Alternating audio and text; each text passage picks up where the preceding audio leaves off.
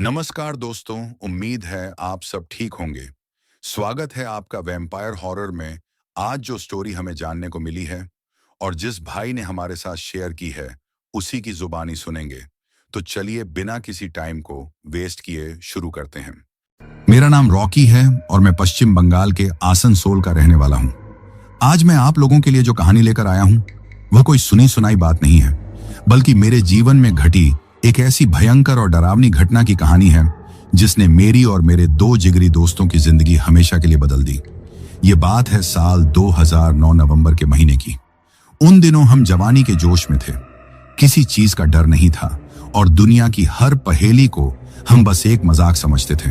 लेकिन उस एक रात ने हमें समझा दिया कि इस दुनिया में ऐसी भी ताकतें हैं, ऐसी भी नकारात्मक ऊर्जा है जिसका मजाक उड़ाना तो दूर, उसके बारे में सोचना भी मौत को दावत देना है।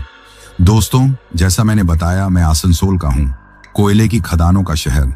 हमारी जिंदगी भी उसी कोयले के धुएं में लिपटी, सीधी सादी, लेकिन अपनी ही मस्ती में कट रही थी। हम तीन दोस्त थे, मैं यानी रॉकी, दूसरा पिंटू और तीसरा हसीम। हमारी यारी पूरे मोहल्ले में मशहूर थी। पिंटू हम सब में थोड़ा समझदार था, हर चीज को 100 बार सोचता था। हसीम बिल्कुल उल्टा था, जिंदा दिल, मजाकिया और हर बात को हंसी में उड़ा देने वाला। और मैं इन दोनों के बीच का था। मुझे रोमांच पसंद था, नई जगहों पर जाना पसंद था और खतरे से खेलने में मुझे एक अजीब सा मजा आता था। हमारा ज्यादातर वक्त या तो कॉलेज के बाद चाय की टपरी पर कटता था या फिर पुरानी खदानों के पास बाइक घुमाने में। हमें लगता था कि हमने दुनिया देख ली है, हम हर चीज से निपटना जानते हैं। नवंबर का महीना शुरू ही हुआ था। हल्की हल्की ठंड ने दस्तक दे दी थी। एक शाम हम तीनों टपरी पर बैठे चाय पी रहे थे, तभी हसीम दौड़ता हुआ आया। उसके चेहरे पर एक अलग ही चमक थी। आते ही बोला, अरे भाइयों, पैकिंग कर लो, घूमने चलना है। पिंटू ने चश्मा ठीक करते हुए पूछा, कहाँ? फिर से वही मैथन डैम।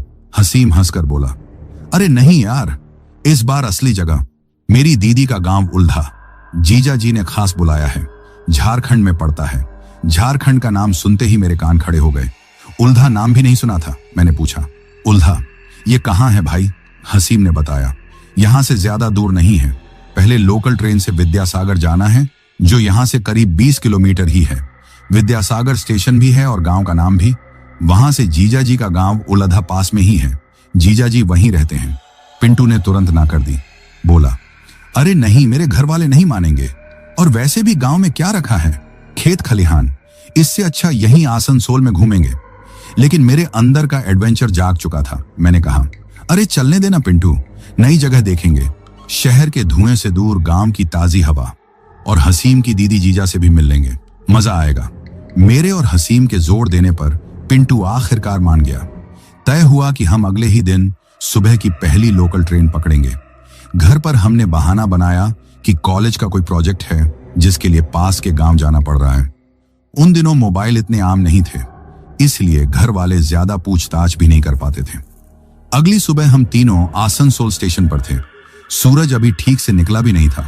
हमने विद्यासागर के लिए टिकट ली और ट्रेन में बैठ गए।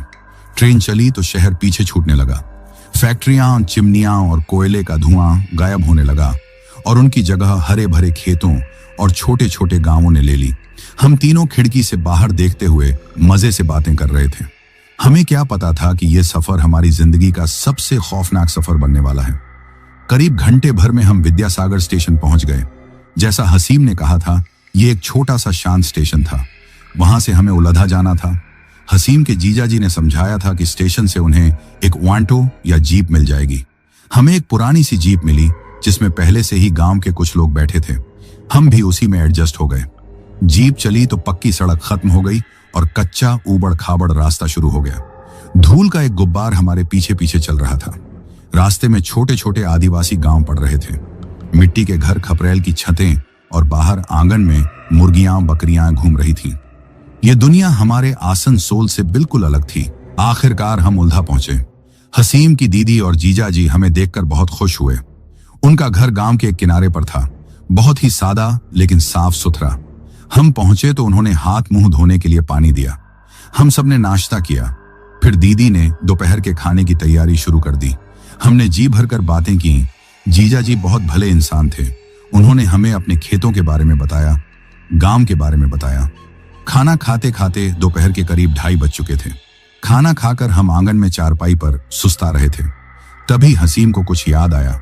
वो उठकर बैठ गया और बोला, अरे रॉकी, तुझे याद है मेरे 2 पुराने दोस्त वहीद और कौसर खान, वो लोग यहीं पास के एक गांव में रहते हैं? मैंने कहा, हाँ वहीद, जो स्कूल में हमारे साथ था। हाँ वही, हसीम बोला। उनका गांव यहां से ज्यादा दूर नहीं है। महुआ तानर नाम है गांव का। करीब 6 से 7 किलोमीटर ही होगा। क्या कहते हो, मिल आए? पिंटू को नींद आ रही थी। वो बोला, अरे यार अभी तो आए हैं, आराम करने दे, कल चलेंगे। लेकिन मुझ पर तो घूमने का भूत सवार था। मैंने कहा, 6 से 7 किलोमीटर ही तो है, पैदल निकल पड़ते हैं, 1 घंटे में पहुंच जाएंगे। चाय वाय पियेंगे और शाम तक वापस। क्यों जीजा जी? हमने जीजा जी से पूछा। जीजा जी, हम दोस्त के घर जा रहे हैं महुआ तानर, जल्दी आ जाएंगे। जीजा जी और दीदी जो पास में ही बैठे थे अचानक कुछ गंभीर हो गए। दीदी ने कहा, बेटा अब दोपहर ढलने को है, वहां जाओगे बैठोगे तो रात हो जाएगी, मत जाओ आज। जीजा जी ने भी दीदी की हाँ में हाँ मिलाई। उन्होंने कहा, दीदी ठीक कह रही हैं, महुआ तानर का रास्ता जंगल से होकर जाता है। सूरज डूबने के बाद वह रास्ता बिल्कुल महफूज, सुरक्षित नहीं है। तुम लोग शहर के लड़के हो, तुम्हें अंदाजा नहीं है। हम तीनों ने एक दूसरे की तरफ देखा। वही जवानी का खून, वही बेफिक्री। हसीम हंसकर बोला, अरे जीजा जी डरते क्यों हो, हम 3 हैं, कौन हमें छेड़ेगा? बस मिलकर सूरज डूबने से पहले लौट आएंगे, वादा रहा। जीजा जी का चेहरा अभी भी उतरा हुआ था। वो कुछ और कहना चाहते थे, लेकिन शायद ये सोचकर चुप हो गए कि हम उन्हें डरपोक समझ रहे हैं। उन्होंने बस इतना कहा, ठीक है, जा रहे हो तो जाओ, लेकिन मेरी एक बात गांठ बांध लो, सूरज को डूबने मत देना। अंधेरा होने से पहले हर हाल में गांव की सीमा में वापस आ जाना। दीदी ने भी पीछे से आवाज दी, हाँ बेटा, अंधेरा होते ही उस रास्ते पर चीजें ठीक नहीं रहती, जल्दी लौटना। हमने कहा, ठीक है, और तीनों हंसते हंसते घर से निकल पड़े। हमें लग रहा था कि जीजा जी और दीदी बस गांव के सीधे साधे लोग हैं जो जंगली जानवरों से डरते होंगे। हमें क्या पता था कि वह चीजें ठीक नहीं रहती, का मतलब जंगली जानवरों से कहीं ज्यादा खौफनाक था। हम तीनों उलद्धा की गलियों से निकलकर उस कच्ची पगडंडी पर आ गए जो महुआ तानर की ओर जाती थी। दोपहर के करीब 3:30 बज रहे थे। सूरज अभी भी तेज था, लेकिन हवा में हल्की ठंडक थी। रास्ता खेतों के बीच से होकर गुजर रहा था। दूर दूर तक सिर्फ हरियाली और सन्नाटा था। हम बातें करते, मजाक उड़ाते चले जा रहे थे। हमें जीजा जी की चेतावनी याद आ रही थी और हम उस पर हंस रहे थे। देखा, हसीम ने कहा, जीजा जी कैसे डर रहे थे, लगता है कोई भालू वालू देख लिया होगा। पिंटू ने कहा, जो भी हो, अंधेरे से पहले लौटना होगा, मुझे यह सन्नाटा ठीक नहीं लग रहा। मैंने पिंटू का मजाक उड़ाया, अरे डरपोक, शहर के शोर में रहने की आदत हो गई है ना, इसलिए शांति अच्छी नहीं लग रही। देख कितनी खूबसूरत जगह है। रास्ता अब खेतों से निकलकर एक घने जंगल की तरफ मुड़ गया था। साल और सिसम के ऊंचे ऊंचे पेड़ आसमान को ढके हुए थे। जमीन पर सूखे पत्तों की एक चादर बिछी थी। जंगल में घुसते ही सूरज की रोशनी कम हो गई और एक अजीब सी खामोशी छा गई। सिर्फ हमारे कदमों की आहट और पत्तों की सरसराहट ही सुनाई दे रही थी। उस वक्त भी हमें किसी खतरे का अंदाजा नहीं था। हम बस उस जंगल की खूबसूरती में खोए हुए, अपने दोस्तों से मिलने की जल्दी में तेज तेज कदम बढ़ाते जा रहे थे, उस अनजान अंधेरे की तरफ जो हमारी ही राह देख रहा था। जैसा मैंने आपको बताया, हम तीनों हसीम की दीदी के गांव उल्लाह पहुंचे थे। जीजा जी और दीदी ने हमें दोपहर में ही महुआ तानर यानी हमारे दोस्त वहीद के गांव जाने से रोका था। उन्होंने हमें सूरज डूबने से पहले लौटने की सख्त हिदायत दी थी, लेकिन हम ठहरे जवानी के जोश में डूबे शहर के लड़के। हमें लगा गांव के लोग हैं, जंगली सुअरों और भालुओं से डरते होंगे। हमने उनकी चेतावनी को हंसी में उड़ा दिया और करीब 3:30 बजे महुआ तानर के लिए पैदल निकल पड़े। शुरू के 15-20 मिनट तो रास्ता खेतों के बीच से गुजरा। धूप हल्की तिरछी हो चली थी, हवा में एक ताजगी थी। हम तीनों पुराने किस्से याद करके हंसते खिलखिलाते जा रहे थे। पिंटू, जो हम सब में थोड़ा पढ़ाकू और डरपोक था, वो भी इस माहौल में खुल गया था। हसीम तो था ही मजाकिया, वो जीजा जी की बातों की नकल कर रहा था। अरे सूरज डूबने से पहले आ जाना, नहीं तो चीजें ठीक नहीं रहती। क्या मतलब, रात को भालू डिस्को करते हैं क्या? मैं यानी रॉकी बस मुस्कुरा रहा था। मुझे नई जगह देखने का शौकन था और यह कच्चा रास्ता, यह हरियाली मुझे शहर के कोयले के धुएं से 1000 गुना अच्छी लग रही थी। लेकिन यह मजाक मस्ती बस तब तक ही रही जब तक हम उस जंगल के मुहाने पर नहीं पहुंच गए। खेत खत्म हुए और सामने साल, सिसम और महुआ के ऊंचे ऊंचे पेड़ों का एक घना झुरमुट शुरू हो गया। पगडंडी अब किसी सांप की तरह बल खाती हुई उस अंधेरे में घुस रही थी। जंगल में कदम रखते ही ऐसा लगा जैसे किसी ने दुनिया का वॉल्यूम कम कर दिया हो। चिड़ियों की चहचहाहट बंद हो गई, हवा की सरसराहट खत्म हो गई। बस एक अजीब सा सन्नाटा था जिसे सिर्फ हमारे कदमों के नीचे कुचलते सूखे पत्तों की आवाज तोड़ रही थी। सूरज की रोशनी पेड़ों की घनी छतरी को भेद नहीं पा रही थी। दिन के 4 बजे ही वहां शाम का सा धुंधलका छा गया था। पिंटू का हाथ मेरे कंधे पर आया। वो धीरे से बोला, यार रॉकी, कितनी अजीब शांति है, मुझे ठीक नहीं लग रहा। हसीम फिर हंसा, अरे डरपोक, शांति ही तो है, शोर थोड़े ही है, चल जल्दी। लेकिन अब हसीम की हंसी में भी वो पहले वाली बेफिक्री नहीं थी। हम तीनों ये महसूस कर रहे थे, हवा बदल गई थी। वो ताजा हवा अब भारी और बोझिल लगने लगी थी। उसमें महुआ के फूलों की मीठी महक तो थी, पर उसके साथ मिली हुई थी एक और गंध, हल्की सी, जैसे कुछ सड़ रहा हो। हम चुपचाप तेज कदमों से चलने लगे। अब कोई मजाक नहीं कर रहा था। हम तीनों का एक ही मकसद था, जल्द से जल्द इस जंगल को पार करके महुआ तानर पहुंचना। रास्ता और घना होता जा रहा था। कई बार लगता कि पगडंडी खत्म हो गई, लेकिन फिर वो किसी बड़े पेड़ के पीछे से घूमकर वापस मिल जाती। और कितना दूर है? पिंटू ने हाँफते हुए पूछा। बस पहुंचने वाले होंगे, हसीम ने कहा। हालांकि उसकी आवाज से साफ था कि उसे भी पक्का यकीन नहीं है। तभी मैं ठिठक कर रुक गया और फिर वो आवाज आई, जंगल में दाईं तरफ घनी झाड़ियों के पीछे से, जैसे कोई सूखी टहनी टूटी हो। हम तीनों की नजरें एक साथ उस तरफ घूमी। कौन कौन है? मैंने जोर से पूछने की कोशिश की, पर मेरे गले से बस फुसफुसाहट निकली। कोई जवाब नहीं, बस वो सड़ांध वाली महक तेज हो गई। कोई जानवर होगा, सुअर होगा, हसीम ने कांपते हुए कहा। हाँ, जानवर ही होगा, पिंटू ने जल्दी से कहा और लगभग दौड़ पड़ा। हम भी उसके पीछे हो लिए। मेरा दिल जोर जोर से धड़क रहा था। वो आवाज किसी जानवर के चलने की नहीं थी। वो आवाज किसी के एक जगह खड़े होकर वजन बदलने से टूटी टहनी की थी। मतलब कोई या कुछ वहां खड़ा हमें देख रहा था। मैंने हिम्मत करके एक बार पलट कर देखा।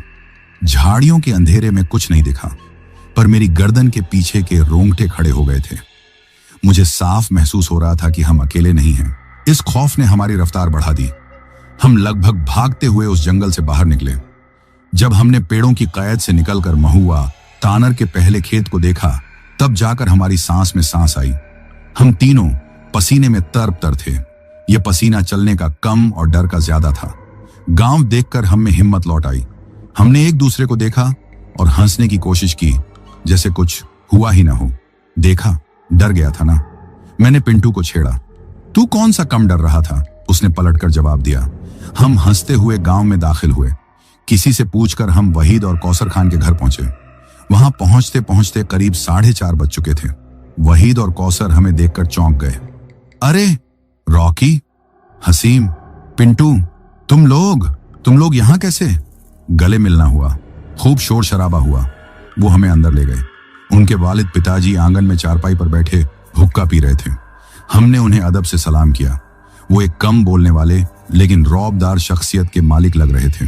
उनकी आंखें हमें ऐसे घूर रही थीं जैसे हमारा एक्सरे कर रही हों। हमारे लिए चाय आई, नाश्ता आया, बातें शुरू हुई।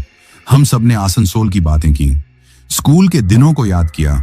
माहौल बिल्कुल घर जैसा और दोस्ताना हो गया था। हम उस जंगल वाले वाकये को लगभग भूल ही चुके थे। बातें करते करते वक्त का पता ही नहीं चला। अचानक मेरी नजर आंगन के पार डूबते सूरज पर पड़ी। आसमान नारंगी हो चुका था और साए तेजी से लंबे हो रहे थे। अरे हसीम, मैंने उसे कोहनी मारी। चलते हैं, देख सूरज डूबने को है। हसीम ने भी आसमान को देखा। हाँ यार, निकलना पड़ेगा, जीजा जी गुस्सा करेंगे। हम तीनों खड़े हो गए। हमने वहीद, कौसर और उनके परिवार को शुक्रिया कहा। चलते हैं भाइयों, फिर कभी मुलाकात होगी। हम दरवाजे की तरफ बढ़े ही थे कि पीछे से एक भारी आवाज आई, बेटा आज मत जाओ। हम पलटे। वहीद के वालिद अंकल हुक्का नीचे रखकर हमारी तरफ देख रहे थे। रात हो जाएगी, यहीं रुक जाओ, कल दिन में चले जाना। हसीम मुस्कुराया। अरे नहीं अंकल, रात नहीं होगी, हम बस 1 घंटे में पहुंच जाएंगे। हम उल्लद्धा में मेरी दीदी के घर रुके हैं। वो लोग परेशान होंगे। अंकल ने हुक्के का एक गहरा कश लिया और धुआं छोड़ा। उनकी नजरें हम पर ही टिकी थीं। मैंने कहा, न रुक जाओ, रात का सफर ठीक नहीं है। उनके लहजे में एक सख्ती थी, एक हुक्म था। तभी मेरे दिमाग में कुछ खटका। ये डर वैसा नहीं था जैसा जीजा जी की बातों में था। ये डर नहीं था, ये एक चेतावनी थी। मैंने हिम्मत करके पूछा, अंकल कोई खास बात है क्या? मतलब रास्ता खराब है या कुछ और बात है? ये सवाल सुनकर अंकल एक पल के लिए चुप हो गए। उन्होंने पलटकर अपने घर वालों की तरफ देखा। वहीद और कौसर ने नजरें झुका ली। उनकी मां, जो अब तक खामोश खड़ी थी, जल्दी से घर के अंदर चली गई। ये सब एक पल में हुआ, एक अनकहा राज जो हमारे सामने नहीं खुलना था। अंकल वापस हमारी तरफ मुड़े। उनके चेहरे पर वही गंभीरता थी। हाँ बेटा, थोड़ा रास्ता खराब है, मगर उन्होंने ये साफ साफ नहीं बताया कि क्या खराबी है। मेरा दिमाग तेजी से चल रहा था। रास्ता खराब है? कैसा खराब? हम अभी तो उसी रास्ते से आए थे। हाँ, डरावना था पर खराब तो नहीं था। कोई गड्ढे नहीं थे, कोई कीचड़ नहीं था। तो फिर क्या खराबी थी? ये कुछ और बात थी। ये वही बात थी जो जीजा जी भी हमें नहीं बता पाए थे। ये वही बात थी जिससे वहीद और कौसर कतरा रहे थे। ये गांव का कोई ऐसा राज था जिसे वो हम शहर के लड़कों को बताकर हमारा मजाक नहीं बनना चाहते थे। या शायद वो उस चीज का नाम लेने से भी डरते थे। मैंने फिर पूछा, अंकल कैसा खराब? कोई जंगली जानवर का डर है? हम 3 लोग हैं, हम संभाल लेंगे। अंकल ने एक ठंडी सांस भरी। बेटा, कुछ जानवर ऐसे होते हैं जिन्हें 3, क्या 30 लोग भी नहीं संभाल सकते? तुम नहीं समझोगे, मेरी बात मानो, रुक जाओ। पिंटू, जो पहले ही डरा हुआ था, मेरे पास आया। रॉकी, अंकल ठीक कह रहे हैं, रुक जाते हैं, सुबह चले चलेंगे। लेकिन मुझ पर और हसीम पर वही जवानी का भूत सवार था। हमें लगा कि यह सब गांव वालों का अंधविश्वास है। हसीम हंसकर बोला, अंकल आप बिल्कुल फिक्र न करें, हम आसनसोल के लड़के हैं, कोयला खाकर बड़े हुए हैं, हम पहुंच जाएंगे। अंकल ने जब देखा कि हम नहीं मानने वाले तो वो चुप हो गए। वो बस हमें एकटक देखते रहे। ठीक है, उन्होंने धीरे से कहा, जैसी तुम्हारी मर्जी, जाओ। उनके इस जाओ में इजाजत नहीं, एक तरह की हार थी, जैसे कोई डॉक्टर लाइलाज मरीज को घर ले जाने की इजाजत दे देता है। उसके बाद हम तीनों वहां से निकल गए। वहीद और कौसर हमें गांव के मुहाने तक, उस जंगल के रास्ते तक छोड़ने आए। उनके चेहरे सफेद पड़े हुए थे। वो हमसे ज्यादा डरे हुए लग रहे थे। हम उस जगह आकर खड़े हो गए जहां से पगडंडी अंधेरे में घुस रही थी। आसमान अब नारंगी नहीं, गहरा बैंगनी हो चुका था। पेड़ों के साए इतने लंबे हो गए थे कि वो आपस में मिलकर एक काली चादर बन चुके थे। जंगल का वो मुहाना अब रास्ता नहीं, किसी बहुत बड़े काले जानवर का खुला हुआ मुंह लग रहा था। वहीद के अब्बा, वो अंकल, अभी भी अपने घर के दरवाजे पर खड़े हमें देख रहे थे। चल भाई, हसीम ने मेरे कंधे पर हाथ मारा। रेस लगाते हैं, देखते हैं उल्धा पहले कौन पहुंचता है। उसने एक जोर का कहका लगाया, पर उसकी आवाज उस सन्नाटे में गूंजने की बजाय वहीं दबकर रह गई। वो जंगल में दौड़ गया। पिंटू ने एक गहरी सांस ली। चलो, और वो भी उसके पीछे चल दिया। मैंने एक आखिरी बार पलटकर महुआ तानर की तरफ देखा। सूरज का आखिरी किनारा भी टीलों के पीछे डूब चुका था। जिस पल मैंने उस जंगल में अपना पहला कदम रखा, ठीक उसी पल दिन रात में बदल चुका था। हम चल नहीं रहे थे, हम उस घने खौफनाक अंधेरे में समा रहे थे। हम तीनों जवानी के गुरूर में महुआ तानर गांव से उलधा के लिए उस वक्त निकले थे जब सूरज अपनी आखिरी सांसें ले रहा था। वहीद के अब्बा की वो भारी चेतावनी, बेटा आज मत जाओ, हमारे कानों में गूंज तो रही थी, लेकिन हमारा खून उसे दबा रहा था। हमें लगा कि हम 1 घंटे में वो 6 से 7 किलोमीटर का जंगल हंसते खेलते पार कर लेंगे। हमें क्या पता था कि उस जंगल में कदम रखना किसी अनजान दुनिया में दाखिल होना था। एक ऐसी दुनिया जहां वक्त का, रास्तों का और हकीकत का कोई मतलब नहीं रह जाता। जिस पल मैंने उस जंगल में कदम रखा, अंधेरा किसी काले कंबल की तरह हम पर आ गिरा। वो शाम का धुंधल का नहीं था, वो रात थी, घनी काली डरावनी रात। पेड़ों ने आसमान को इस कदर ढंक लिया था कि चांद तारों की एक बूंद रोशनी भी जमीन तक नहीं पहुंच रही थी। अरे टॉर्च लाया है कोई? मैंने फुसफुसाते हुए पूछा। मेरी आवाज खुद मुझे अजनबी लगी। नहीं, पिंटू की कांपती आवाज आई। अरे जरूरत नहीं है, हसीम ने आगे से चिल्लाकर कहा। आंखें फाड़ के चलो, रास्ता दिख जाएगा, रेस अभी भी चालू है। वो हंसा, लेकिन उसकी हंसी उस सन्नाटे में गूंजने की बजाय जैसे वहीं पेड़ों से टकराकर मर गई। हम तेजी से चलने लगे। अब पगडंडी नहीं दिख रही थी। हम सिर्फ अंदाजे से पेड़ों के बीच की खाली जगह को रास्ता समझकर आगे बढ़ रहे थे। हमारे जूतों के नीचे सूखे पत्तों की आवाज उस खामोशी में किसी धमाके की तरह लग रही थी। बिल्कुल बंद थी, एक पत्ता तक नहीं हिल रहा था। माहौल में वही भारीपन, वही महुआ की मीठी और सड़ी हुई सी गंध और एक अजीब सी ठंडक। नवंबर की ठंडक नहीं, ये कुछ और थी। ये वो ठंडक थी जो हड्डियों के अंदर तक घुस जाती है। हम चलते जा रहे थे, चलते जा रहे थे। 10 मिनट, 20 मिनट। मुझे एहसास हुआ कि हम चल नहीं रहे हैं, हम भटक रहे हैं। हसीम रुक, मैंने कहा। मुझे लगता है हम गलत आ गए हैं। हसीम रुका। अरे नहीं, सीधा रास्ता है। तू डर गया रॉकी? नहीं, मैं डरा नहीं हूं, लेकिन मुझे कुछ अजीब लग रहा है। जीजा जी ने कहा था कि रास्ता साफ है, यहां तो हर तरफ पेड़ ही पेड़ हैं। तभी हमें वो आवाजें सुनाई दी, पहले बहुत दूर से, जैसे कोई फुसफुसा रहा हो। ये क्या था? पिंटू ने मेरा हाथ कस के पकड़ लिया। हवा होगी, हसीम ने कहा, पर उसकी आवाज में अब मजाक नहीं था। हवा नहीं है, मैंने कहा। एक पत्ता भी नहीं हिल रहा। वो फुसफुसाहट अब हमारे चारों तरफ से आ रही थी, कभी दाएं से कभी बाएं से, जैसे कई लोग हमें घेर कर दबी जबान में हमारे बारे में बात कर रहे हों। हम तीनों एक दूसरे से चिपक कर खड़े हो गए। कौन है? मैंने जोर से चिल्लाने की कोशिश की। जवाब में वो फुसफुसाहटें तेज हो गईं और उनके साथ मिल गई एक और आवाज, खुरचने की, जैसे कोई अपने लंबे नाखूनों से पेड़ों की छाल को खुरच रहा हो।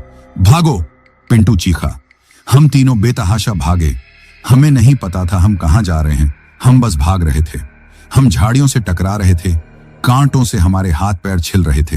हम गिर रहे थे, उठ रहे थे और फिर भाग रहे थे। वो खुरचने की आवाज और वो फुसफुसाहटें, वो ठीक हमारे पीछे थी। ऐसा लगता था कि वो चीज हमारे साथ साथ दौड़ रही है, पर हमें हाथ नहीं लगा रही, बस हमारे डर से खेल रही है। भागते भागते हम एक छोटी सी खुली जगह पर पहुंचे। हम तीनों जमीन पर गिरे और हाँफने लगे। मेरा सीना फटने को हो रहा था। बच गए, पिंटू ने हाँफते हुए कहा। वो क्या था? मैंने पूछा। हसीम कुछ नहीं बोला, वो बस जमीन पर बैठा अपनी छाती पकड़े हुए था। हसीम, ठीक है तू? मैंने उसे हिलाया। वो धीरे से हमारी तरफ घूमा। उसकी आंखें, हे भगवान, उसकी आंखें खुली थी, बिल्कुल फाड़ कर खुली थी, लेकिन वो हमें नहीं देख रहा था। वो अंधेरे में घूर रहा था, जैसे उसके आर पार देख रहा हो। अरे मुझे कुछ दिखाई नहीं दे रहा, वो अचानक चीखा। हम दोनों सन्न रह गए। क्या मतलब? पिंटू ने पूछा। मजाक मत कर हसीम, हालत खराब है। मैं मजाक नहीं कर रहा, वो हिस्टीरिया वाले अंदाज में चिल्लाया। अंधा हो गया मैं, मुझे कुछ नहीं दिख रहा, बस काला, सब काला है। पिंटू और मैं, हम दोनों जैसे जम गए। ये नहीं हो सकता, ये कैसे हो सकता है? मैंने अपना हाथ उसकी आंखों के आगे हिलाया। कोई हरकत नहीं, वो सच में अंधा हो गया था। हे भगवान! पिंटू रोने लगा। ये क्या हो गया? अब हम घर कैसे पहुंचेंगे? चुप कर, मैं उस पर चिल्लाया। हिम्मत रख हसीम, डर मत, कुछ नहीं हुआ है, अंधेरे की वजह से है, बाहर निकलते ही सब ठीक हो जाएगा। चल मेरा हाथ पकड़। हमें समझ नहीं आ रहा था कि क्या करें। हम खुद यहां पहली बार आए थे, हमें रास्ता कौन बताएगा? और अब हसीम, वो तो बिल्कुल निढाल हो गया था, वो बोझ बन गया था। पिंटू ने हसीम को एक तरफ से पकड़ा, मैंने दूसरी तरफ से। अब हम एक अंधे को दो भटके हुए लोग रास्ता दिखा रहे थे। अब किधर जाएं? पिंटू ने पूछा। पता नहीं, बस चलते रहते हैं, जंगल कहीं तो खत्म होगा। हम लंगड़ाते हुए हसीम को घसीटते हुए फिर से उस अंधेरे में घुस गए। अब वो फुसफुसाहटें बंद हो गई थीं। अब सिर्फ एक खौफनाक सन्नाटा था, और उस सन्नाटे में हसीम की सिसकियां। हम कितना चले हमें कोई अंदाजा नहीं। आधा घंटा, 1 घंटा, वक्त जैसे रुक गया था।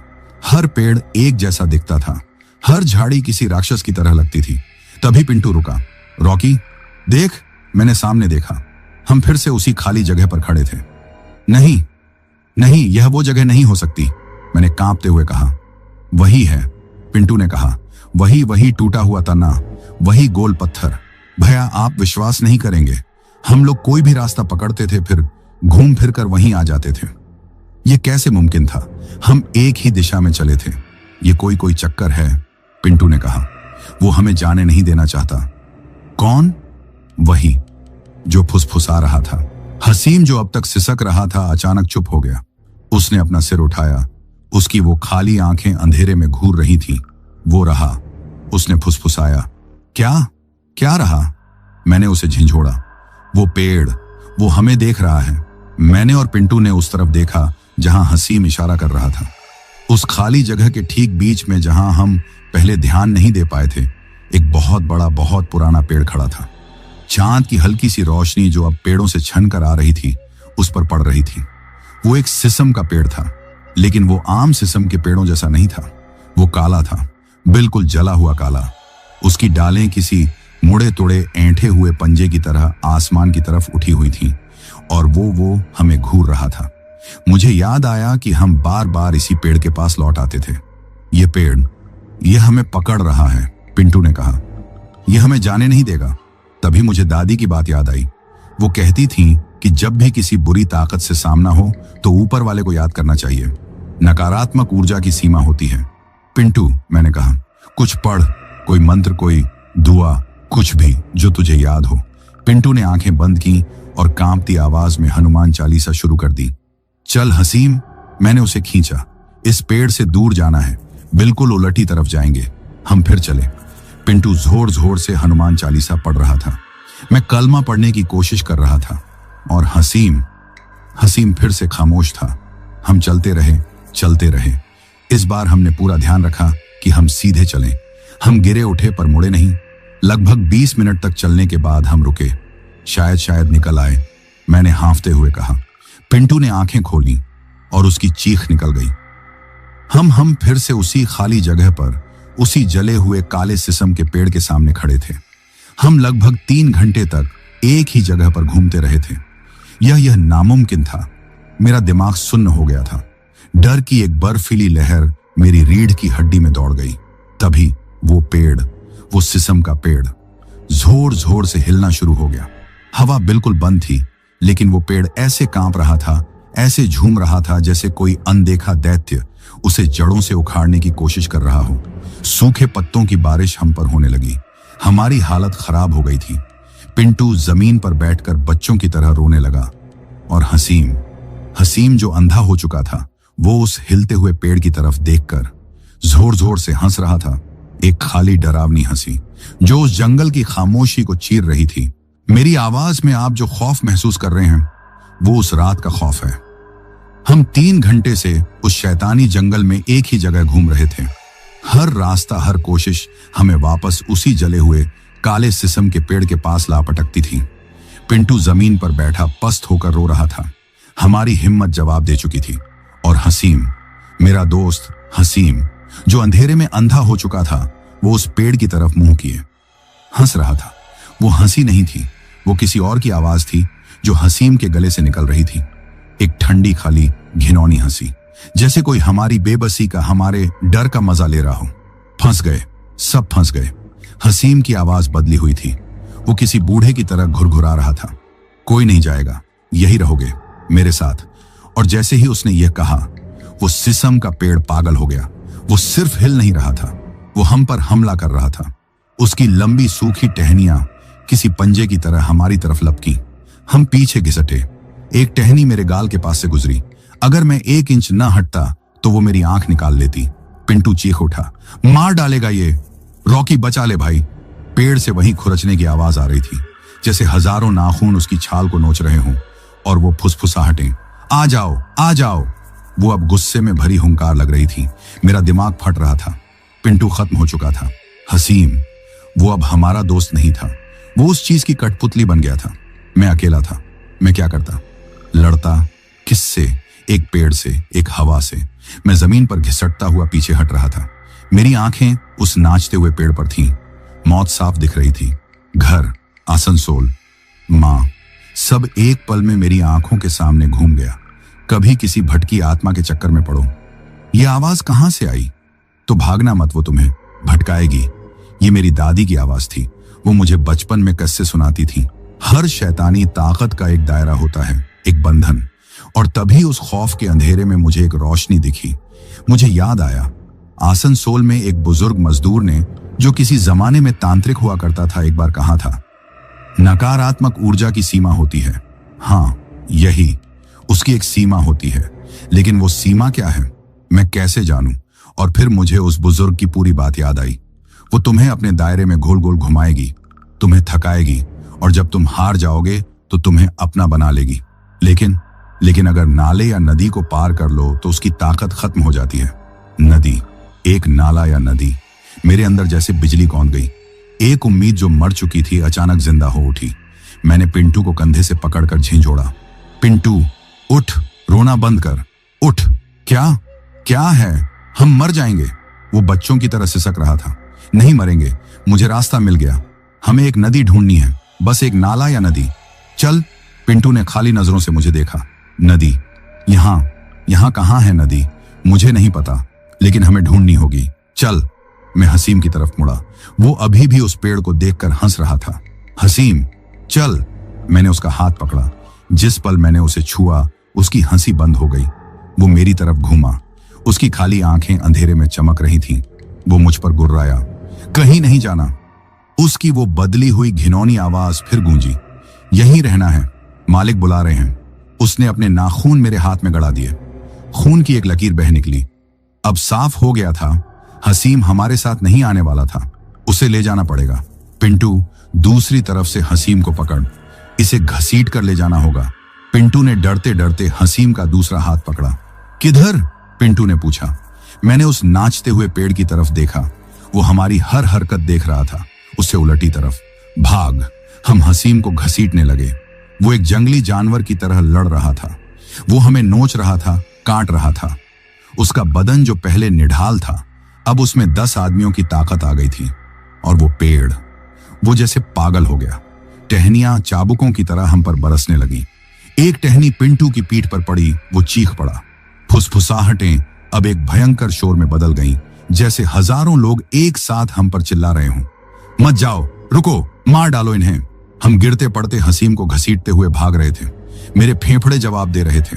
हर तरफ कांटे थे, झाड़ियां थीं। तभी मुझे महसूस हुआ, जमीन ढलान पर थी। ढलान, पानी ढलान की तरफ बहता है। मेरी उम्मीद और बढ़ गई। पिंटू, ढलान है, बस नीचे चलते रह। हम उस ढलान पर लुढ़कने लगे। हसीम अभी भी हम पर हमला कर रहा था। तभी उस सारे शोर के बीच, पेड़ की खड़खड़ाहट, हसीम की घुरघुराहट और उन फुसफुसाहटों के बीच मुझे एक आवाज सुनाई दी। पानी बहने की आवाज। पिंटू, सुना? पानी। इस आवाज ने पिंटू में भी जैसे जान फूंक दी। हम दोनों ने अपनी बची खुची ताकत बटोरी और ढलान पर तेजी से घिसटने लगे। झाड़ियों की एक आखिरी दीवार आई।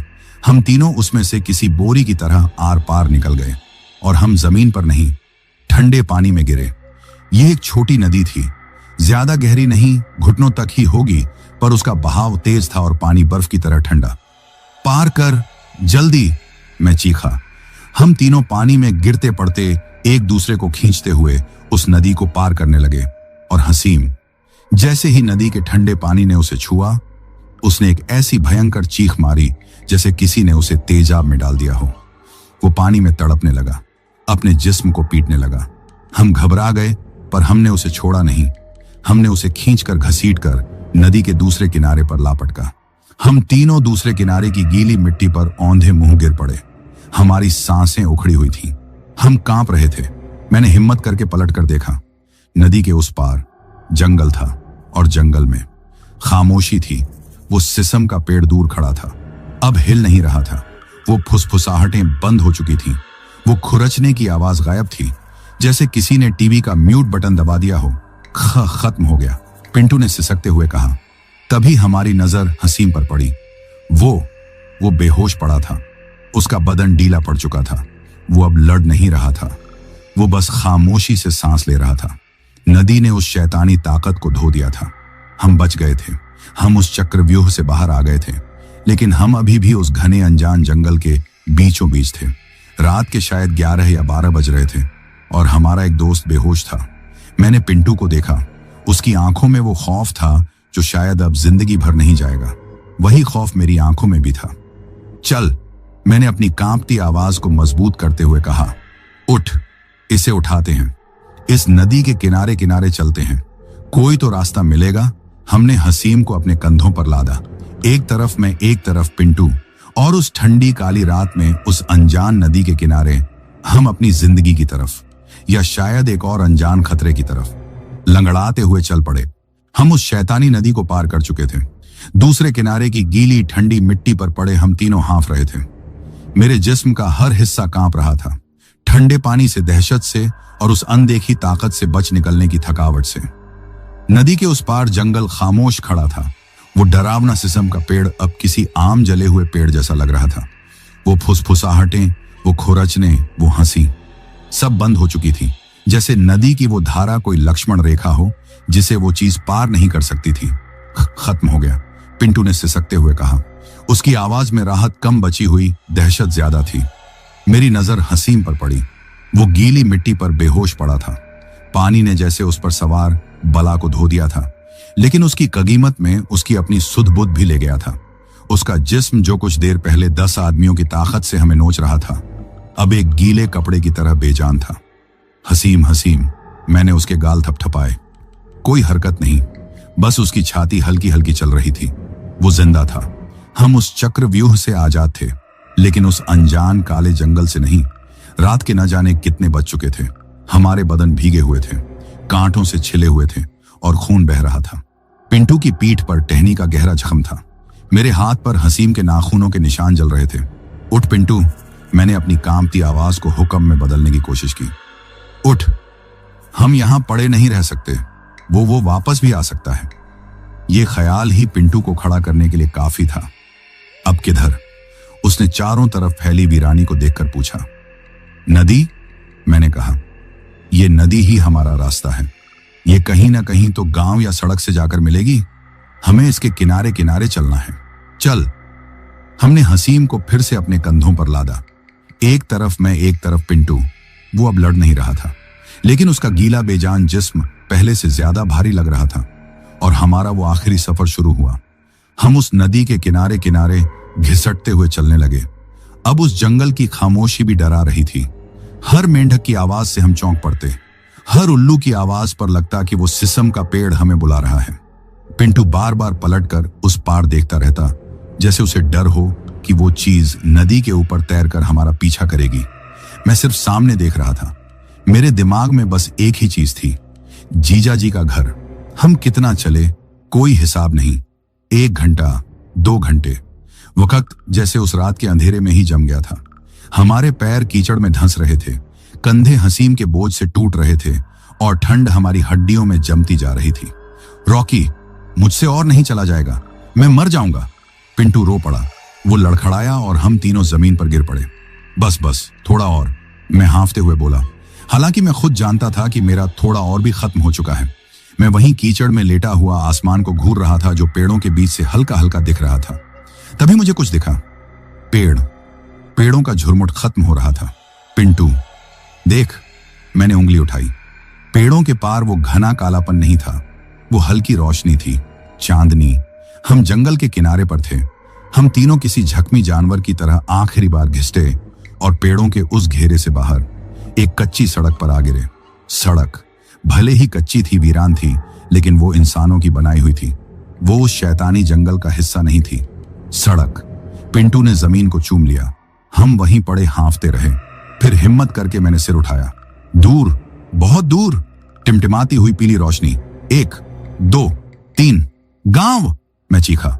वो देख, उलझा। हम पहुंच गए। उस रोशनी ने हम में न जाने कहां से ताकत भर दी। हमने हसीम को लगभग घसीटते हुए उठाया और उस रोशनी की तरफ लंगड़ाने लगे। जैसे जैसे हम करीब पहुंचे, घर साफ दिखने लगे। हम जीजा जी के घर की गली में मुड़े। रात के सन्नाटे को सिर्फ हमारे घिसटते कदमों और हमारी हाँफती सांसों की आवाज चीर रही थी। हम जीजा जी के दरवाजे पर पहुंचे और मैं बेतहाशा दरवाजा पीटने लगा। अंदर से हड़बड़ाने की आवाज आई, दीदी की घबराई हुई आवाज। कौन है? दीदी, खोलो, हम हैं। रॉकी। दरवाजा एक झटके से खुला। सामने जीजा जी और दीदी खड़े थे। उनकी आंखें जागी हुई, लाल और सूजी हुई थीं।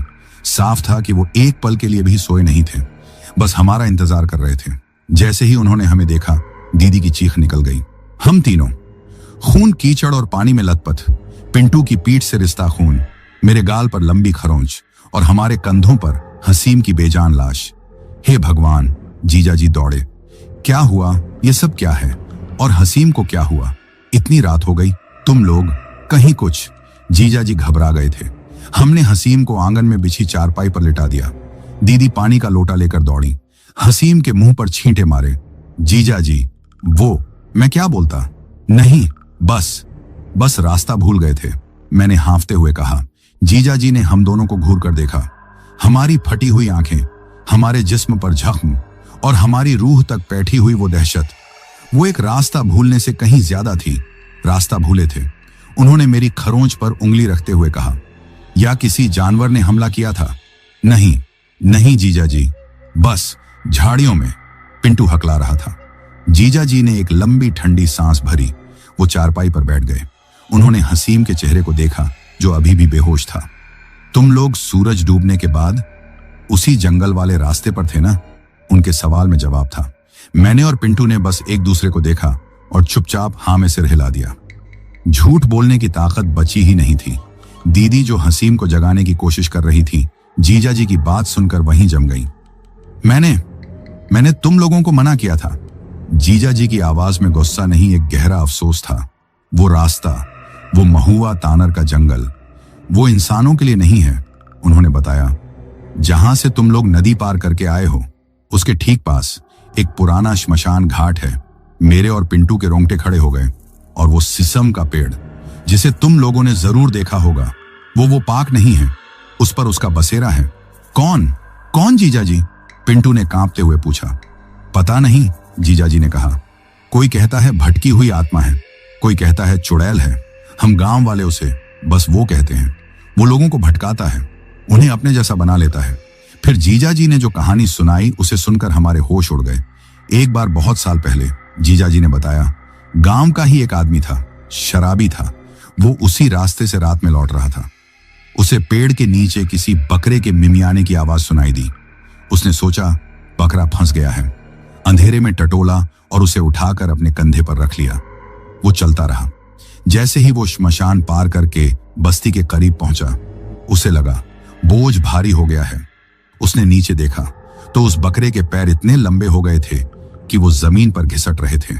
पिंटू ने अपनी चीख मुंह में ही दबा ली। वो बकरा, जीजा जी ने आगे कहा। अब मिमिया नहीं रहा था, वो शराबी की आवाज में हंस रहा था।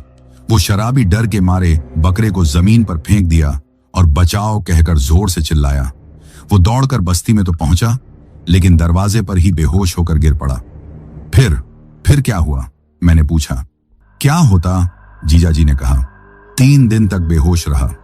बाद में लोग आए, मौलाना और साधु बुलाए गए, बड़ी झाड़ फूंक की गई, तब जाकर वो ठीक हुआ। जीजा जी की कहानी खत्म हुई और आंगन में एक मुर्दा सन्नाटा छा गया। हमारी भी हालत खराब हो गई थी। तो वो हंसी, वो हसीम की हंसी नहीं थी, वो उसी की हंसी थी। हम मौत के मुंह से नहीं, हम जहन्नुम के दरवाजे से वापस लौटे थे। जीजा जी ने हसीम की तरफ देखा जो अभी भी बेहोश था। जो दोस्त हसीम को झटका लगा है, जीजा जी ने कहा, वो मामूली नहीं है, इसे भी झाड़ फूंक करानी पड़ेगी। सुबह ही मौलवी साहब को बुलाना होगा। मैंने और पिंटू ने एक दूसरे को देखा। हमारा जिस्म यहां उलझा में था, लेकिन हमारी रूह अभी भी उसी सिसम के पेड़ के पास, उस नदी के किनारे कांप रही थी। उस शैतानी जंगल से उस नदी को पार करके मरते घिसटते जीजा जी के घर पहुंचे थे। हम कीचड़, खून और दहशत में लिपटे हुए थे और हसीम हमारे कंधों पर एक बेजान लाश की तरह था। जीजा जी की कहानी ने हमारे रहे सहे होश भी उड़ा दिए थे। वो शराबी और बकरे वाली घटना, वो सिर्फ एक कहानी नहीं थी, वो हमारी हकीकत बन चुकी थी। हमें समझ आ गया था कि हसीम की वो घिनौनी हंसी और वो पागलों वाली ताकत उसकी अपनी नहीं थी। हम जहन्नुम के दरवाजे पर सिर्फ दस्तक देकर नहीं लौटे थे, हम उसके अंदर से घसीट कर बाहर निकाले गए थे। आंगन में खामोशी छा गई। दीदी हम दोनों के जख्मों पर हल्दी पानी लगा रही थी, लेकिन हमारा ध्यान सिर्फ चारपाई पर पड़े हसीम पर था। जीजा जी ने फैसला सुना दिया था। हसीम को मामूली झटका नहीं लगा था, उसे छू लिया गया था और इसके लिए सुबह होते ही मौलवी साहब को बुलाना जरूरी था। वो रात, भैया मैं आपको बता नहीं सकता, वो रात हमारी जिंदगी की सबसे लंबी रात थी। दीदी ने हमें सोने के लिए कहा, पर नींद हमारी आंखों से कोसों दूर थी। हम तीनों में पिंटू और जीजा जी उसी आंगन में बैठे रहे। हसीम चारपाई पर बेहोश पड़ा था। दीदी घर के अंदर थी, लेकिन हमें पता था वो भी जाग रही थी। शायद दुआएं पड़ रही थीं। हवा में एक अजीब सी दहशत घुली हुई थी। आंगन के बाहर गांव के सन्नाटे में जब भी कोई कुत्ता भौंकता या पत्तों की हल्की सी भी सरसराहट होती, मैं और पिंटू उछल पड़ते। हमें लगता वो चीज हमारा पीछा करते हुए नदी के इस पार आ गई है। हमें डर था कि वो सिसम का पेड़ अपनी जड़ें फैलाकर यहां तक पहुंच जाएगा। सबसे ज्यादा खौफ हसीम से लग रहा था। वो बेहोश था, पर सुकून में नहीं था।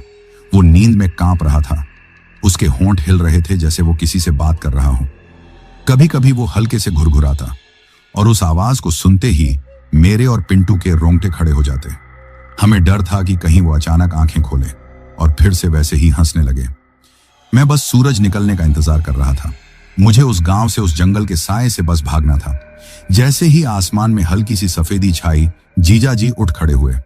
मैं मौलवी साहब को लेकर आता हूं, तुम दोनों हसीम का ध्यान रखना। उनके जाने के बाद दीदी हमारे लिए चाय ले आई, लेकिन हम में से किसी ने एक घूंट भी नहीं पी। हम बस बुत बने हसीम को देखते रहे, जो अभी भी उसी बेसुध हालत में था। घंटे भर बाद जीजा जी लौटे। उनके साथ एक बुजुर्ग शख्स थे। सफेद दाढ़ी, चेहरे पर नूर, लेकिन आंखों में एक ऐसी सख्ती कि कोई नजर न मिला पाए। वो मौलवी साहब थे। उन्होंने आंगन में कदम रखा और हमें लगा जैसे हवा बदल गई हो। उन्होंने हम पर, यानी मुझ पर और पिंटू पर एक गहरी नजर डाली। फिर वो सीधे हसीम की चारपाई के पास गए।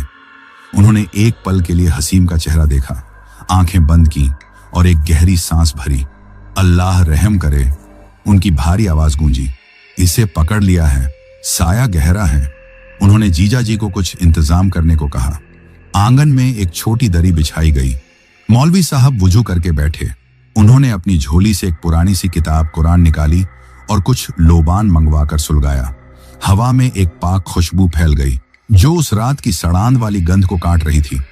इसे मेरे सामने लेटाओ, उन्होंने हुक्म दिया। हमने हसीम को, जो अभी भी बेहोश था, उठाकर उनके सामने लिटा दिया। मौलवी साहब ने अपनी किताब खोली और तेज रौबदार आवाज में आयतें कुरान के छंद पढ़नी शुरू कर दी। जैसे ही उनकी आवाज आंगन में गूंजी, हसीम, जो अब तक बेजान पड़ा था, तड़प उठा। उसने आंखें नहीं खोली, लेकिन उसका जिस्म ऐंठने लगा। वो एक चीख थी। वो हसीम की चीख नहीं थी। वो वही भयंकर जानवर जैसी चीख थी जो हमने उस जंगल में सुनी थी। मैं और पिंटू डर के मारे 2 कदम पीछे हट गए। मौलवी साहब की आवाज और तेज हो गई। उन्होंने एक लोटे में रखे पानी पर कुछ पढ़कर फूंका और जीजा जी से कहा, इसके चेहरे पर छींटे मारो। जीजा जी ने कांपते हाथों से पानी लिया और जैसे ही चंद बूंदें हसीम के चेहरे पर पड़ी, जैसे किसी ने तेजाब डाल दिया हो, हसीम का जिस्म चारपाई से 2 फुट ऊपर उछल पड़ा। वो पागलों की तरह हाथ पैर पटकने लगा। वही शैतानी ताकत जो हमने जंगल में देखी थी वापस आ गई थी। वो अकेला 2 लोगों से संभल नहीं रहा था। पकड़ो इसे, मौलवी साहब गरजे। मैंने और जीजा जी ने उसे कंधों से दबाने की कोशिश की, लेकिन वो हमें झटक रहा था। और फिर उसने बोलना शुरू किया, उसी घिनौनी बूढ़ी घुरघुराती आवाज में, छोड़ मुझे, छोड़। वो गुर्राया, ये मेरा है, ये तीनों मेरे थे, मेरे घर आए थे, नहीं छोड़ूंगा। उसकी आंखें अभी भी बंद थीं, पर उसका चेहरा, वो हसीम का चेहरा नहीं था। वो नफरत से बिगड़ा हुआ किसी और का चेहरा था। मैं कांप रहा था। पिंटू तो कब का आंगन के कोने में दुबक कर रो रहा था। कौन है तू? मौलवी साहब ने अपनी आवाज को और बुलंद किया। अल्लाह के कलाम के सामने ठहर नहीं पाएगा, निकल जा। इसी वक्त हसीम का जिस्म हंसने लगा। नहीं जाऊंगा, ये शराबी नहीं है, ये जवान है, मजा आएगा। मौलवी साहब गुस्से से खड़े हो गए। उन्होंने आयतें पढ़ते हुए अपना हाथ हसीम की पेशानी माथे पर रख दिया। धुआं, मुझे साफ दिखा। जैसे ही मौलवी साहब का हाथ उसके माथे पर पड़ा, वहां से हल्का सा धुआं उठा, जैसे कुछ जल रहा हो। इस बार हसीम चीखा नहीं, वो दहाड़ा। एक ऐसी अमानवीय दहाड़ जिसे सुनकर दीदी घर के अंदर ही बेहोश हो गई। उसका जिस्म कमान की तरह तन गया। मौलवी साहब ने अपनी पूरी ताकत से कोई आखिरी आयत पढ़ी और उसके मुंह पर जोर से फूंक मारी, और सब शांत हो गया, जैसे किसी ने फिल्म का पॉज बटन दबा दिया हो। हसीम का तना हुआ जिस्म एक झटके के साथ ढीला पड़ा और वापस चारपाई पर गिर गया। आंगन में सिर्फ मौलवी साहब की हांफती सांसों और पिंटू की सिसकियों की आवाज थी। लोबान का धुआं अभी भी उठ रहा था। हसीम बेजान पड़ा था। 1 मिनट, 2 मिनट, मुझे लगा वो मर गया। हसीम, मैंने डरते डरते आवाज दी। तभी उसकी पलकें कांपी। उसने एक बहुत गहरी दर्द भरी सांस ली, जैसे कोई डूबने के बाद पहली सांस लेता है। उसने धीरे धीरे अपनी आंखें खोली। इस बार वो आंखें खाली नहीं थीं, वो हसीम की अपनी आंखें थीं। उनमें बेपनाह खौफ था, दर्द था और उलझन थी। रॉकी, उसकी अपनी आवाज बिल्कुल दबी हुई, कमजोर। रॉकी, पिंटू, मैं कहाँ हूं? वो उठने लगा। यहां इतना अंधेरा क्यों है? उसने अपनी आंखों को मला। दीदी, बत्ती जलाओ ना, मुझे कुछ दिखाई क्यों नहीं दे रहा? हम सब जम गए। मौलवी साहब ने अफसोस में सिर हिलाया। साया उतर गया है, लेकिन उस नापाक चीज ने जाते जाते अपना निशान छोड़ दिया है। इसकी आंखों की रोशनी वो अपने साथ ले गया है। आंगन में लोबान का पाक धुआं अभी भी उठ रहा था। मौलवी साहब की रौबदार आवाज ने उस शैतानी साये को हसीम के जिस्म से खदेड़ दिया था, लेकिन उनके आखिरी अल्फाज, वो अल्फाज किसी हथौड़े की तरह हम पर बरसे थे। साया उतर गया है, उन्होंने कहा था, लेकिन उस नापाक चीज ने जाते जाते अपना निशान छोड़ दिया है। इसकी आंखों की रोशनी वो अपने साथ ले गया है। एक पल के लिए, सिर्फ एक पल के लिए आंगन में वो मौत का सन्नाटा छा गया जो हमने जंगल में महसूस किया था। दीदी जो घर के दरवाजे पर खड़ी थीं, उनकी दबी हुई चीख निकली। जीजा जी पत्थर बन गए। पिंटू जो कोने में दुबका हुआ था, उसने अपने घुटनों में सिर छिपा लिया। और हसीम, वो धीरे धीरे उठा। उसकी आंखें खुली थीं, वो हमारी तरफ देख रहा था, पर वो हमें नहीं देख रहा था। रॉकी, उसकी अपनी कमजोर आवाज लौटी। पिंटू, मैं कहाँ हूं? वो उठा और लड़खड़ा गया। मैंने उसे थामा। जीजा जी, दीदी, वो घबरा रहा था। यहां इतना अंधेरा क्यों है? उसने अपनी आंखों को जोर जोर से मला। दीदी, बत्ती जलाओ ना, लाइट जलाओ। मुझे कुछ दिखाई क्यों नहीं दे रहा? यह सवाल नहीं था, यह एक चीख की शुरुआत थी। क्या हुआ है?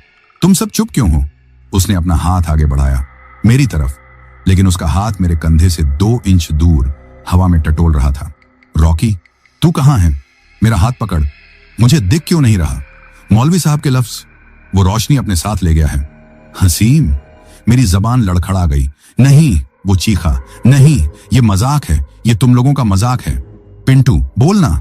वो चारपाई से उतरा और अंधेरे में हाथ पैर मारता हुआ आंगन में दौड़ने लगा। रोशनी, मुझे रोशनी चाहिए। वो दीवार से टकराया, गिरा, फिर उठा। अम्मी, अब्बू, बचाओ, मैं अंधा हो गया। वो चीखा। भैया, वो चीख उस शैतानी दहाड़ से 1000 गुना ज्यादा खौफनाक थी। वो एक जिंदा इंसान के, एक जवान लड़के के अपनी जिंदगी लुट जाने की चीख थी। वो जमीन पर गिर पड़ा और किसी जानवर की तरह अपने नाखूनों से जमीन खुरचने लगा। वो अपने ही चेहरे को, अपनी आंखों को नोच रहा था। निकाल दो, इन आंखों को निकाल दो, ये काम नहीं कर रही। पिंटू कोने में बैठा उल्टियां करने लगा। जीजा जी दौड़े और हसीम को मजबूती से पकड़ लिया, उसे खुद को जख्मी करने से रोका। हसीम उनकी बाहों में तड़पता रहा, रोता रहा, चीखता रहा, और फिर वो एक झटके के साथ खामोश हो गया, बिल्कुल खामोश, जैसे उसका जिस्म वहीं था पर उसकी आत्मा ने उसका साथ छोड़ दिया हो। वो बस खुली खाली आंखों से आसमान को घूरता रहा। मौलवी साहब ने हम तीनों को, मुझे, पिंटू को और जीजा जी को पास बुलाया। ये सुबह का उजाला, उन्होंने कहा, तुम लोगों के लिए एक नई जिंदगी है, लेकिन ये एक चेतावनी भी है। उन्होंने हम दोनों, मुझे और पिंटू को घूर कर देखा। तुम शहर के लड़कों ने उस सरहद को लांघा है जो इंसान और शैतान के बीच होती है। सूरज का डूबना सिर्फ वक्त का बदलना नहीं है, वो उस पर्दे का गिरना है जिसके पार की दुनिया हमारी नहीं है। तुम जानबूझकर चेतावनियों को अनसुना करके उस दुनिया में दाखिल हुए। तुम उस चीज के मेहमान बन गए। वो सिसम का पेड़, उन्होंने कहा, उसका ठिकाना है। वो श्मशान उसकी ताकत का सोता है। वो बरसों से वहां है, शिकार की तलाश में। लेकिन हसीम ही क्यों? मैंने कांपते हुए पूछा। क्योंकि वो तुम तीनों में सबसे कमजोर दिल था, मौलवी साहब ने कहा। जंगल में सबसे पहले उसी ने हिम्मत हारी, उसी ने उस खौफ को अपने अंदर आने दिया, और उस नापाक साए ने उसी के जिस्म को अपना घर बना लिया। उन्होंने पानी पर दम करके हम दोनों को पिलाया और एक एक काला धागा तवीज दिया। इसे बांध लो और सुनो, साया चला गया है, पर वो अपनी निशानी छोड़ गया है। वो ये रोशनी ले गया ताकि तुम तीनों जिंदगी भर याद रखो कि तुम उस रात जीते नहीं थे, तुम्हें बख्श दिया गया है। अब उन्होंने आसमान की तरफ देखा। निकल जाओ, फौरन इस गांव से, इस जमीन से जितनी दूर जा सकते हो चले जाओ, और पलटकर कभी मत देखना। आधे घंटे के अंदर हम उस घर से निकल चुके थे। दीदी रो रही थी, उन्होंने हमारे लिए एक पोटली में रोटियां और कुछ पैसे बांध दिए थे। जीजा जी का चेहरा सफेद था, जैसे सारा खून निचोड़ लिया गया हो। वो एक विदाई नहीं थी, वो एक भगदड़ थी। हम किसी जानलेवा तूफान के बीच से भागे हुए 3 लाचार जख्मी लोग थे। जीजा जी हमें गांव के मुहाने तक छोड़ने आए। किसी को? जीजा जी हकलाए। किसी को बताओगे तो कोई यकीन नहीं करेगा। हम कुछ नहीं बोलेंगे जीजा जी। मैंने कहा, तुम लोग आसनसोल पहुंचकर खत डाल देना। और फिर हम उस गांव से निकल पड़े। ये हमारी वापसी का सफर था। विद्यासागर स्टेशन तक के वो 6 से 7 किलोमीटर। सूरज पूरी तरह निकल आया था। धूप तेज थी, चिड़ियाओं चहचहा रही थी। दुनिया बिल्कुल नॉर्मल लग रही थी, लेकिन हमारे लिए नहीं। मेरे लिए हर पेड़ की छांव में वो सिसम का पेड़ दिख रहा था। पिंटू के लिए हर चिड़िया की आवाज में वो शैतानी फुसफुसाहट थी। और हसीम के लिए अब सिर्फ अंधेरा था। हम उसे बीच में लेकर चल रहे थे। मैंने और पिंटू ने उसे संभाला हुआ था। वो रो नहीं रहा था, वो चीखा नहीं रहा था, वो बस खामोश था, एक जिंदा लाश की तरह जिसके पैर हम घसीट रहे थे। पिंटू जो रात भर रो रहा था, अब वो भी खामोश था। वो बस अपने होंठ हिला रहा था, बिना रुके, बिना आवाज किए। शायद हनुमान चालीसा पढ़ रहा था। और मैं रॉकी, मैं उस गिल्ट, उस बोझ के तले दबा जा रहा था। मैं ही था जो पिंटू को मनाकर लाया था। मैं ही था जो हसीम की रेस वाली बात पर हंसा था। ये सब मेरी वजह से हुआ था। हम तीनों चुपचाप चल रहे थे। हमें रास्ते में कई गांव वाले मिले। वो हमें घूर रहे थे। हमारे फटे हुए कपड़े, पिंटू की पीठ पर खून का धब्बा, मेरे गाल पर लंबी खरोंच और हसीम की वो खाली बेजान आंखें। हम उनके लिए तमाशा थे। वो शायद फुसफुसा रहे थे। शहर के लड़के, जरूर जंगली स्वर ने हमला किया होगा। वो क्या जानते थे? काश किसी जंगली स्वर ने ही हमला किया होता। वो जख्म भर जाता। ये जख्म रूह पर लगा था। ये कभी नहीं भरने वाला था। हम विद्यासागर स्टेशन पहुंचे। ट्रेन के इंतजार में हम प्लेटफॉर्म की एक बेंच पर सबसे अलग थलग बैठ गए। आसनसोल के लिए लोकल ट्रेन आई। हम तीनों एक कोने वाली सीट पर बैठ गए। वही ट्रेन, वही रास्ता जिससे हम कल सुबह आए थे। क्या वो सिर्फ कल की बात थी? मुझे लग रहा था सदियां बीत गई हैं। हम आए थे 3 बेफिक्र जिंदा दिल लड़के। हम लौट रहे थे, 2 टूटी हुई रूहें और एक अंधा जिस्म। ट्रेन में लोग हमें घूर रहे थे। हमारे कीचड़ सने कपड़े, हमारे जख्म, पर किसी ने कुछ पूछा नहीं। हमारे चेहरे पर वो खौफ लिखा था जिसे पढ़ने की हिम्मत शायद किसी में नहीं थी। पूरे रास्ते हम तीनों में से किसी ने एक लफ्ज नहीं कहा। ट्रेन की आवाज भी उस रात की याद दिला रही थी। मैं खिड़की से बाहर देख रहा था। खेत, गांव, फैक्ट्रियां, सब कुछ बेमानी लग रहा था। मेरी नजर हसीम पर गई। वो सिर झुकाए बैठा था। उसकी आंखों से आंसू नहीं, बस खालीपन बह रहा था। आसनसोल स्टेशन पर उतरते ही शहर का शोर, वो धुआं, वो भीड़, जैसे हम पर हमला कर रही हो। हम उस जहन्नुम से निकलकर इस जहन्नुम में आ गए थे। अब क्या? पिंटू ने पूरे सफर में पहली बार कुछ कहा। उसकी आवाज, वो मेरे दोस्त पिंटू की आवाज नहीं थी। वो एक डरे हुए बूढ़े आदमी की आवाज थी। अब क्या? मैंने दोहराया। पहले हसीम को उसके घर, फिर क्या? हम हसीम के माँ बाप को क्या जवाब देंगे? तुम्हारे बेटे की आंखें एक पेड़ खा गया। तुम्हारे बेटे की रोशनी एक श्मशान की आत्मा पी गई। हमने झूठ बोला, एक घिनौना कायरता भरा झूठ। हम हसीम को उसके घर ले गए। हमने कहा, अंकल, जंगल में एक जहरीले कीड़े ने काट लिया। बहुत तेज बुखार चढ़ा और जब बुखार उतरा तो हमने कहा, डॉक्टर ने कहा है जहर का असर है, शायद ठीक हो जाए। उसकी अम्मी की चीख, उसके अब्बू का पत्थर बन जाना, वो सब आज भी मेरी नींद हराम कर देता है। उस रात के बाद सब बदल गया। हसीम, वो हसीम नहीं रहा। उसे बड़े बड़े डॉक्टरों को दिखाया गया, दिल्ली, कलकत्ता, हर जगह। हर डॉक्टर का एक ही जवाब था, आंखों में कोई खराबी नहीं है, पर्दा ठीक है, नसें ठीक हैं। ये देख क्यों नहीं पा रहा हम नहीं जानते। ये हिस्ट्रिकल ब्लाइंडनेस, दिमागी सदमे से अंधापन हो सकता है। वो उस सदमे से कभी बाहर नहीं आया। वो जो हमारा सबसे हंसमुख दोस्त था, वो अपने घर के एक अंधेरे कमरे में कैद हो गया। उसने बात करना बंद कर दिया। मैं और पिंटू शुरू में उससे मिलने जाते थे। वो हमारी आवाज सुनते ही कांपने लगता था। वो चीखने लगता था, ले जाओ इन्हें, ये मुझे वापस ले जाएंगे उस पेड़ के पास। मुझे नहीं जाना। हम उसके गुनहगार थे। हमने उससे मिलना छोड़ दिया। पिंटू, वो मेरा दूसरा दोस्त, वो भी खत्म हो गया।